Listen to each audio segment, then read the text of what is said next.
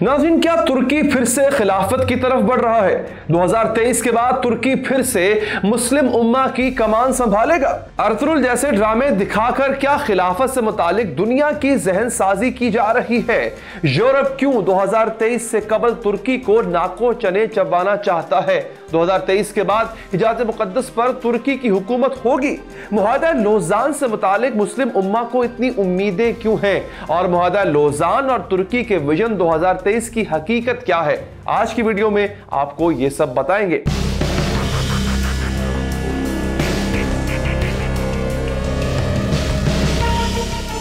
नाज़रीन, मुआहदा लोज़ान है क्या? 1918 में पहली आलमी जंग के इख्तिताम ने तुर्की की शिकस्त रेख्त पर मोहरें सब्त कर दी थी। बरतानिया की सरबराही में फातेह कुव्वतें तुर्की के बड़े हिस्से पर काबिज हो चुकी थी और फिर फातेह और मफ्तूह के दरमियान रुसवाकुन शर्तों के साथ एक जालिमाना मुआहदा हुआ, जिसे मुआहदा लोज़ान यानी ट्रीटी ऑफ लोज़ेन के नाम से याद किया जाता है। यह मुआहदा पूरे 100 साल पर मुहित है। मुआहदा लोज़ान का इनकाद स्विट्जरलैंड के एक शहर लोज़ान में 24 जुलाई 1923 को इत्तेहादियों और तुर्की के दरमियान तय पाया गया था। इस मुआहदे की रूह से तुर्की के हाथ पांव बांध दिए गए और तुर्की अगले 100 साल के लिए इस मुआहदे पर अमल दरामद करने का पाबंद करार पाया। मुआहदे की दफात और इन दफात में पोशीदा यूरोप की मुस्लिम दुश्मनी भी मुलाजा हो। इस मुआहदे की 143 नुकात है, जिनमें से अहम तरीन ये है: पहला, इस्लामी खिलाफत खत्म की जाएगी और इसकी जगह सेकुलर रियासत कायम होगी। उस्मानी खलीफा को इनके खानदान समेत मुल्क बदर कर दिया जाएगा।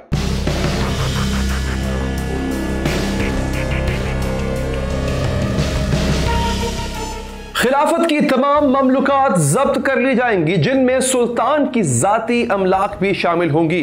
तुर्की पेट्रोल के लिए ना अपनी सरजमीन पर और ना ही कहीं और ड्रिलिंग कर सकेगा। अपनी जरूरत का सारा पेट्रोल इसे इंपोर्ट करना होगा। बास्फोरस आलमी समंदर शुमार होगा। तुर्की यहां से गुजरने वाले किसी भी बहरी जहाज से किसी किस्म का कोई टैक्स वसूल नहीं कर पाएगा। वाज़ेह रहे नाज़रीन के बास्फोरस की समंदरी खाड़ी बहरे अस्वद, बहरे मरमरा और बहरे मुतवस्सत का लिंक है और इसकी अहमियत का अंदाजा इस बात से लगाया जा सकता है कि यह आलमी तिजारत में रीढ़ की हड्डी की हैसियत रखने वाली नहर स्विस के अहम पल्ला करार दी जाती है। और इसकी अहमियत का अंदाजा इस बात से लगाया जा सकता है कि यह आलमी तिजारत में रीढ़ की हड्डी की हैसियत रखने वाली नहर स्विस के हम पल्ला करार दी जाती है। इस मुआहदे के साथ ही खिलाफत उस्मानिया की बसात लपेट दी गई और अफ्रीका, एशिया और यूरोप तक फैली हुई अजीम सल्तनत उस्मानिया बंदरबाट का शिकार हो गई। यूरोप के इलाके छीन लिए गए। इराक और उर्दन और फलस्तीन बरतानिया के कंट्रोल में चला गया। शाम, लबनान, अलजायर और लीबिया फ्रांस के कब्जे में आ गया। अनातोलिया और आर्मेनिया को तुर्की से काट कर आजाद मुल्क बना दिया गया। हिजाज मुकद्दस आले सऊद के कब्जे में चला गया। खलीफा की मुल्क को बैरून मुल्क जायदादें जब्त करके मुल्क बदर कर दिया गया। खलीफा की माजूली का परवाना लेकर एक सहूनी लीडर को भेजा गया, जिसे खलीफा ने फलस्तीन के मुतालबे पर अपने दरबार से धुतकार कर निकाल दिया था। नाज़रीन, 2023 में मुआहदा खत्म होने के बाद क्या क्या हो सकता है?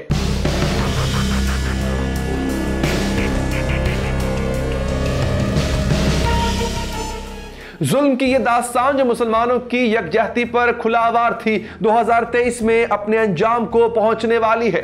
फिर तुर्की अपने इलाके मांगेगा, मुल्क में तेल निकाल सकता है और सबसे बड़ी बात यह है नाज़रीन कि इस्लाम के नफाज और खिलाफत की वापसी की बात कर सकता है।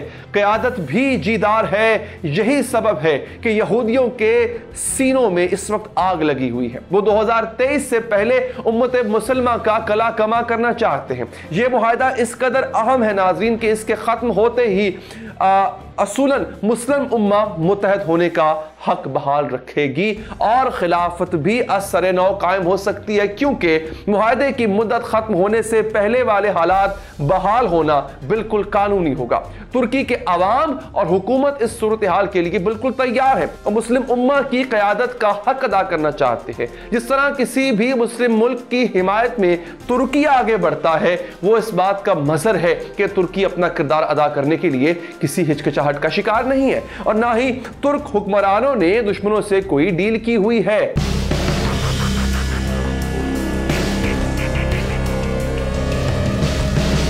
अब आगे दीगर मुसलमान ममालिक का फर्ज है कि वो नबी सल्लल्लाहु अलैहि वसल्लम की सुन्नत और खिलाफत को कायम करने के लिए किस तरह पाकिस्तान और तुर्की के हाथों में हाथ डालकर आगे बढ़ते हैं। नाज़रीन, यूरोप, अमेरिका, भारत, इसराइल वगैरह इस मुआहदे को न सिर्फ याद रखे हुए हैं बल्कि इसके इख्तिताम के असरात को ज़ायल करने के लिए 100 साल से जारी कोशिशों को तेज कर रहे हैं।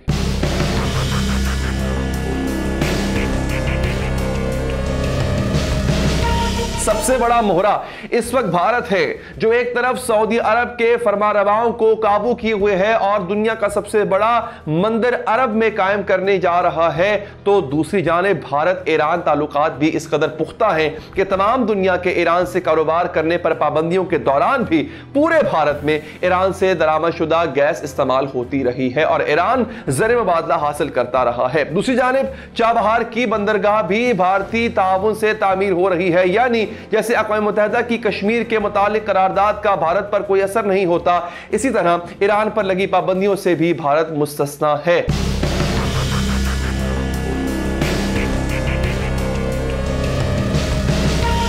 खिलाफत के नफाज को रोकने के लिए जिस तरह कई मुस्लिम ममालिक को राख का ढेर बना दिया गया, इसी तरह गद्दार और भेड़िया सिफ्त हुक्मरानों को कई मुस्लिम ममालिक पर मुसल्लत कर दिया गया ताकि वो एक तरफ इस्लामी इक़दार के खिलाफ तलवारें उठाएं तो दूसरी जानिब खिलाफत के लिए मुस्लिम इत्तेहाद में शामिल होने का इम्कान भी जाता रहे।